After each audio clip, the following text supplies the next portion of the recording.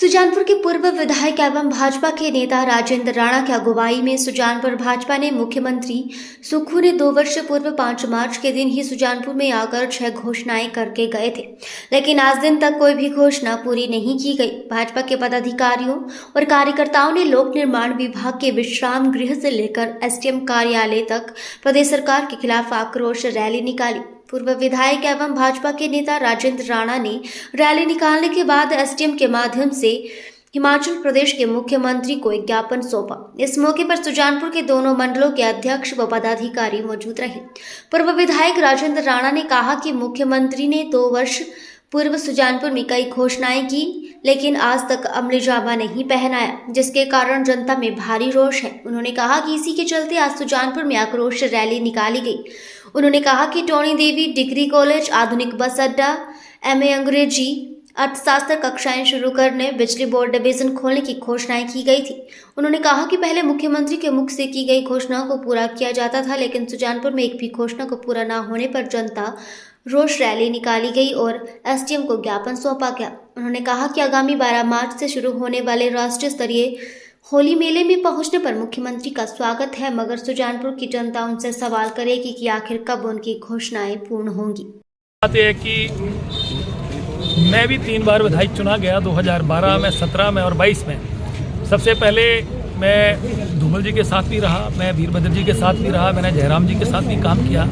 सुक्खू जी ऐसे मुख्यमंत्री हैं कि जिन्होंने 2 कीर्तिमान स्थापित किए कि मुख्यमंत्री बनने के तुरंत बाद इन्होंने हिमाचल प्रदेश के जो पिछली सरकार ने 1000 के करीब पब्लिक इंटरेस्ट में जो इंस्टीट्यूशन खोले थे उनको बंद कर दिया। सुजानपुर में आईपीएच का डिवीजन खुला था जो कि जल शक्ति के नाम से जाना जाता है, और बिजली बोर्ड का डिवीजन खोला, दोनों आते बंद कर दिए जो कि वर्किंग में आ गए थे।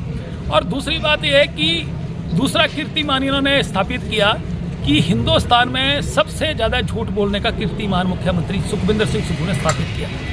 सुजानपुर में आज ठीक 2 साल पहले 5 मार्च 2023 को सुखविंदर सिंह सुक्खू बतौर मुख्यमंत्री होली फेस्टिवल पर यहाँ पर आए, और बतौर लोकल एमएलए होने के नाते मैंने 6 डिमांडें रखी, जिसमें पहली डिमांड थी कि सुजानपुर चुनाव क्षेत्र के अंतर्गत टोनी देवी में डिग्री कॉलेज खोला जाए, और दूसरी डिमांड थी कि सुजानपुर में सिविल हॉस्पिटल को 50 से 100 बेडेड किया जाए।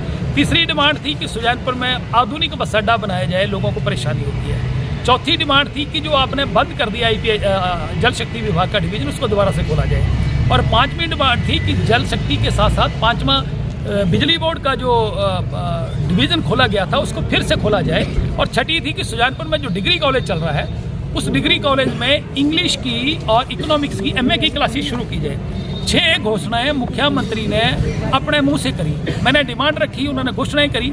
आप बताइए कि 2 साल गुजर गए और 2 साल में कोई भी काम 6 घोषणाओं पे नहीं हुआ, तो इससे झूठ सुजानपुर की जनता के साथ क्या हो सकता है।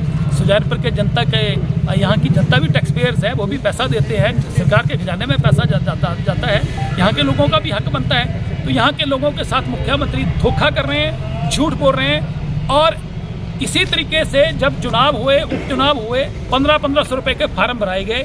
आज महिलाएं गांव-गांव में जाके परेशान हो रही हैं कि हमने इतने पैसे भी खर्चे और पैसे भी नहीं दिए, और वोटों के नाम पर हमें ठगा गया, 1500 के नाम पे ठगा गया।